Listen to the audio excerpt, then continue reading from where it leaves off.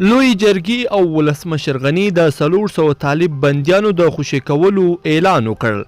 دا چې ولسمشر غني به دغه حکم څه وخت صادر کړي، په کومه نیټه ولسمشر غني نور څه ویلي دي، لوی جرګه څنګه پای ته ورسېده، هیله د ویډیو تر پایه راسره وګورئ. درنو لیدونکو السلام علیکم، وخت مو په خیر.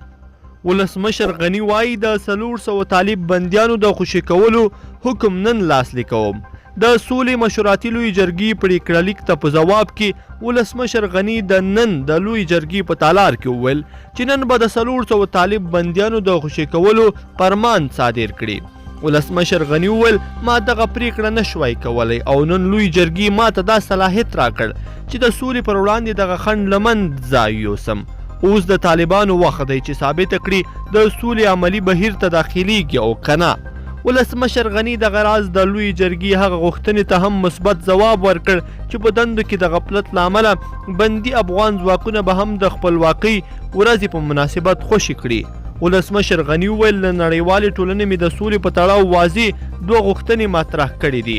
خپلواک افغانستان غواړي، د هغه ځواب هو دی، او له طالبانو سره خو په پټه معامله او تړون نه لري چې د هغو ځواب نه دی.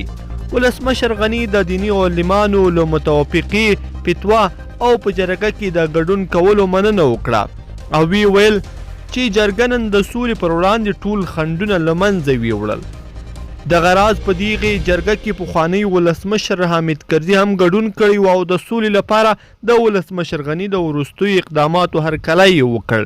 حامد کرزي ډاډ ورکړ چې د افغان مذاکراتي پلاوي بشپړ ملاتړ کوي. له ګاونډیو ته هم د هغو ډاډ ورکړ چې له افغان خاورې به پر ضد مداخله نه کیږي او له هغوی هم غوښتنه وکړه چې نور د افغانستان په داخلي چارو کې لاسوهنه ونه کړي. د سولې مشوراتي لوی جرګه د زمري په 18 جوړه شوه او په 3 ورځو کې د 400 طالب بندیانو د سرنوشت په اړه خپله پریکړه اعلان کړه. درنو لیدونکو په دې هیله چې دا مطلب به مو راسره تر پایه پورې لیدلی وي. که دا ویډیو مو خوښه شوې ویډیو لایک کړئ، د سره او چینل هم سبسکرایب کړئ.